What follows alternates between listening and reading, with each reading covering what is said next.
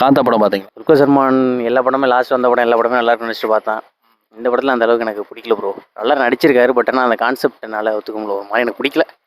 Thyagaraja பாகவதரோட biopic அப்படின்னாங்களே, so அந்த மாதிரி இருந்துச்சா, இல்லை எதை எதிர்பார்த்து வந்தீங்க, எது பிடிக்கல? நான் அவரோட படம் எல்லா படமே லாஸ்ட் எடுத்த படம் எல்லாமே வந்து ஸ்க்ரீன் பிளே, ஒரு ஸ்டோரியிலே ஒரு டெப்த் இருக்கும், நல்லாயிருக்கும். எனக்கு எல்லாருக்குமே பிடிக்கிற மாதிரி கமர்ஷியலாக இருக்கும். ஆமாம், லக்கி பாஸ்கர். இந்த படத்தில் வந்து நடிப்பு நல்லா நடிச்சிருக்காப்புல, ஆக்டிங் நல்லா இருக்கு. பட் ஆனால் எனக்கு அந்த எப்படி அவரோட பயோபிக்காக இருந்தாலும் எனக்கு அது பிடிக்கல. ஸ்டோரி வைஸ் இப்போ உள்ளவங்களுக்கு பிடிக்குதான்னு தெரியல, எனக்கு பிடிக்கல. ஸ்டோரி வைஸ் உங்களுக்கு பிடிக்கும்? ஆமாம். பயோபிக்கில் ஆக்டிங் செம்ம, அதுவும் ஃபைனலாக கிளைமேக்ஸ்லாம் பயங்கரமாக ஆக்ட் பண்ணியிருக்காப்புல. சமுத்திரக்கனி பயங்கரம். ஹீரோயின் நல்லா நடிச்சிருக்காங்க. இல்லை, ரொம்ப நல்லா இருந்துச்சு படம்.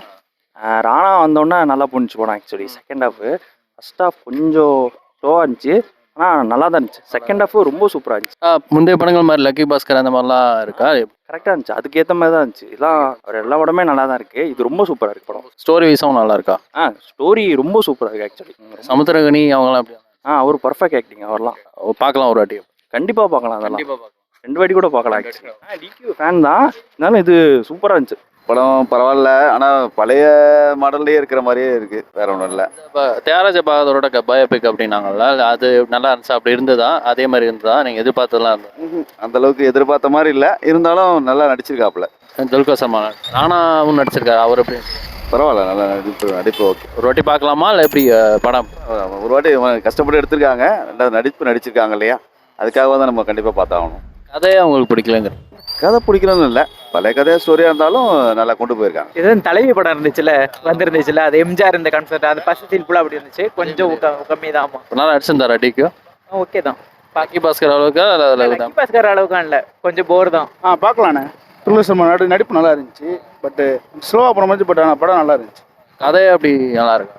கதை ஓகே தானே, அது ஒரு அளவுக்கு எல்லாருக்கும் இப்போ பிடிக்குமான்னு தெரியல, பட் ஆனால் ஓகே, பார்க்குறவங்க பார்க்கலாம் கண்டிப்பாக.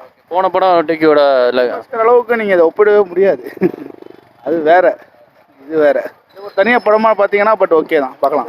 நல்லா இருந்துச்சு படம். அந்த படத்துக்குள்ளே பூந்து பார்த்தா தான் நல்லா இருக்கும், புரியும்.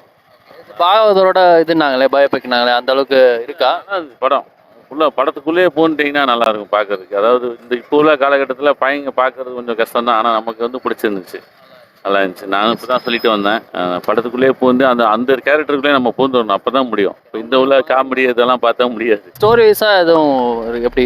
எதுவும் நல்லா பண்ணியிருக்கேன், பாட்டு நல்லா இருந்துச்சு, மியூசிக் அருமையான மியூசிக். அந்த மியூசிக் தான் அந்த படம் ஃபுல்லாகவே வருது, இல்லைன்னா படம் பார்க்கவே முடியாது. ஏன்னா அந்த மியூசிக் வந்து அதுக்கு தகுந்த மாதிரி ஜஸ்ட் வாட்சபிளா, இல்லை ரொம்ப நல்லா இருக்கா? ஒரு குட் கொடுக்கலாம், வெரி குட்னு சொல்கிறத குட் கொடுக்கலாம்.